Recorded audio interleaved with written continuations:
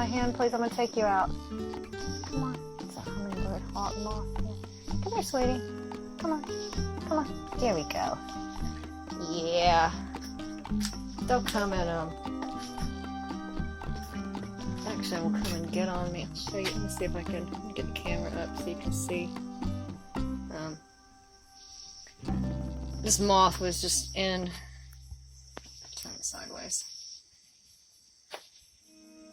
Let's see, and I'm lighting out here like super bad.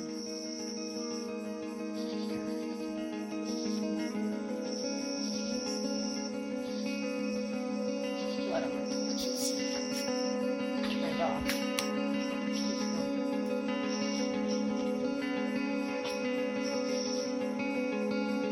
Hey, quit picking on her.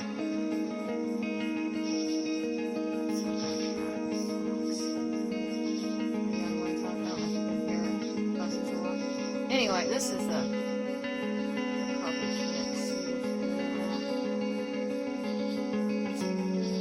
Socks! She sounds so nasty all the time. She always sounds like she's like in a fight. She's just fucking lost. Anyway, this little hummingbird hawk moth that was in the on my porch, and I just kind of put my hand down beside her.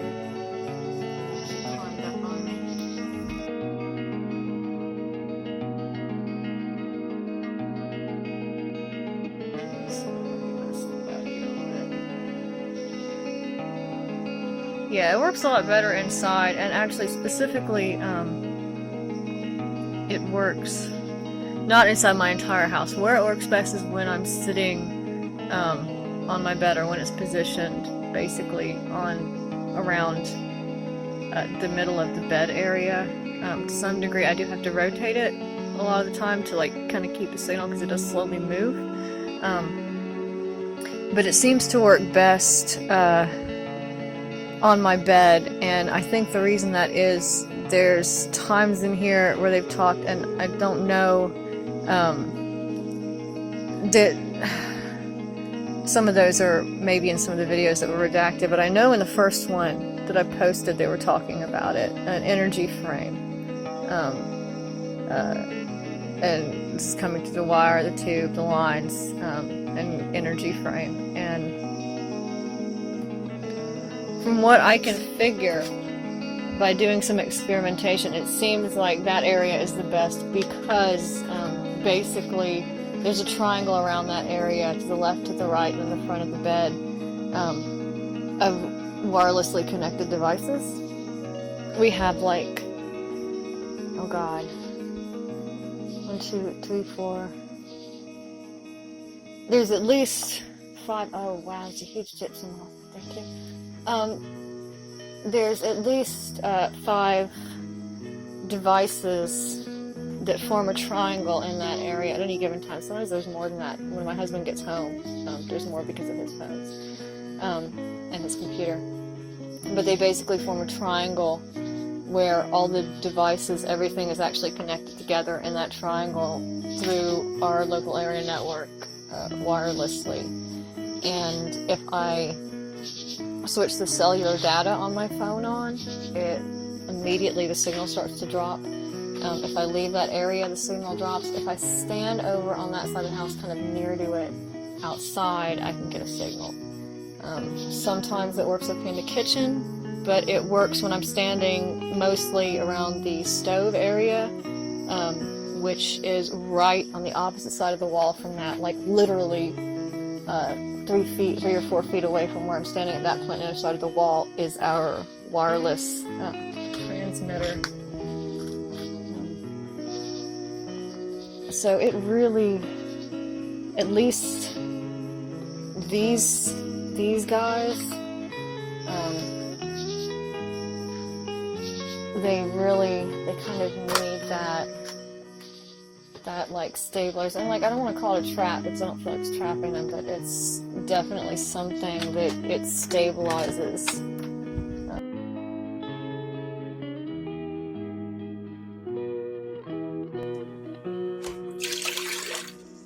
I have some bugs. This is a bad time of year for them. I was sick. I've been really sick, kind of on and off the last few weeks. Not actually in connection. This has actually started before any of this. Before, like, I got any of the apps or anything. I started doing the like channeling stuff a little more than I had been. So this is not connected with this. It didn't coincide with it, but I had. If you're watching the videos, you'll see there are a couple of them where you're gonna see my vital signs monitor pop up on the app a couple times, coming up, or I just not really coming up in some of the previous videos. You've seen a heart rate monitor pop up, and that's because I monitor my vital signs regularly. I've got some sort of weird heart thing going on, where my heart will just jump up really high once in a while and then come back down. And interestingly enough, the 2 times it's done that when the app has been up, they've actually seemed very concerned about it. At one point, the first time it happened, like it happened a few days ago. It's not the first time it happened all the time, but it happened a few days ago for the first time in like a while. And during that time, the feed that I was picking up from the phone, I haven't looked at that video. Like I said, a lot of them are corrupted. I haven't looked at that video. I don't think that they would say that that's, I don't think that would really be classified information necessarily, what was going on there. But during one of them, I was alternating between a ghost box here, between my communicator, I guess, and my heart rate monitor. And the app actually,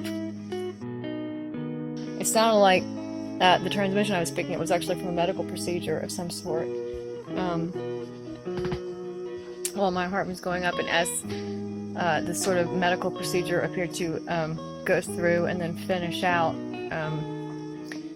when they were kind of done, I actually stabilized. And the last time it happened again earlier tonight. Not so bad earlier today. It didn't go up quite so far, and only for a second. But as it started to go back down, I got they were talking, sort of, so I thought, steadily calm down, kind of that kind of thing. And then it actually, it said, I believe it said tools, maybe Bella, which means belladonna, as far as I can tell, because that's something you would use to lower your heart rate. It's belladonna brings your heart rate down. It's a smooth muscle relaxant.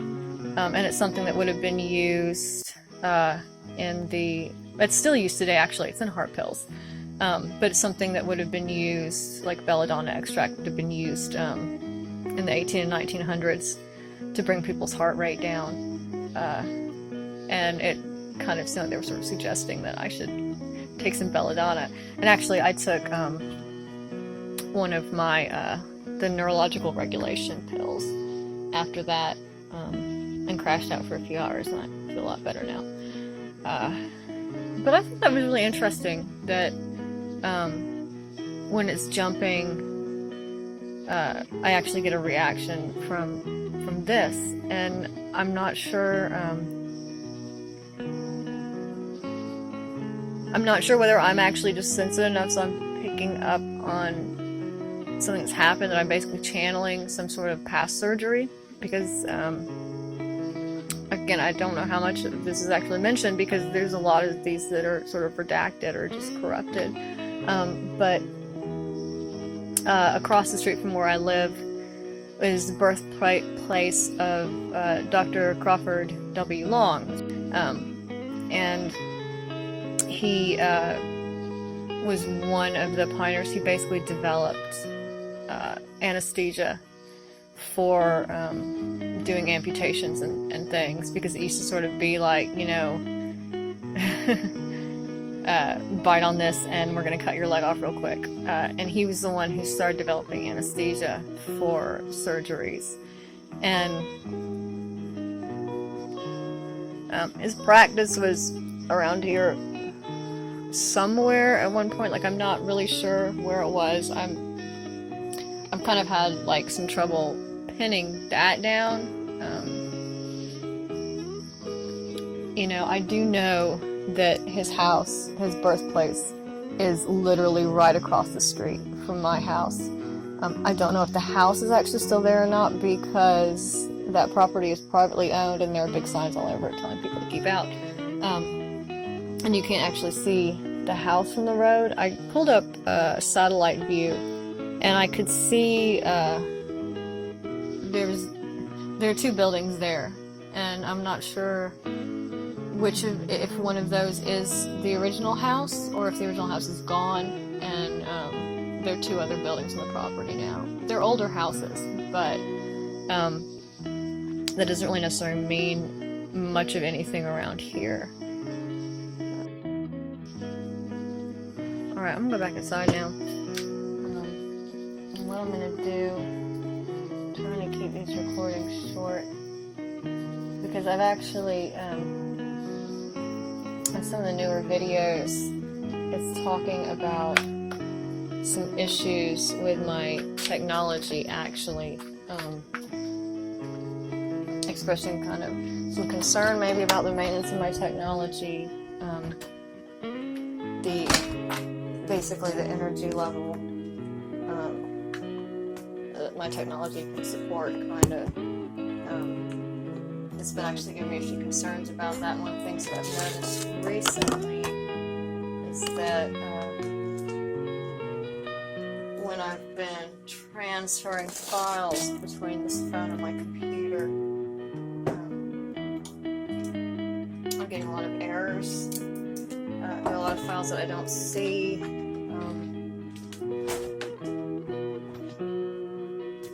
There's some of them that happen quite a few times, actually, where I'll be able to see the file and start to transfer it, and then I'll just get a message that this file couldn't be transferred, and I've kind of been able to get around those.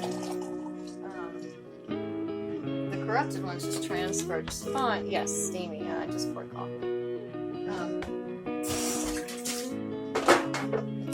The corrupted ones usually transfer just fine from the phone. The issue is that there's like nothing on them. There are a couple of these that I was basically reduced to taking them from my phone and posting them to YouTube and downloading them again on my computer, because it was just being really obstinate about getting these files. So I'm trying to keep the recordings a little shorter.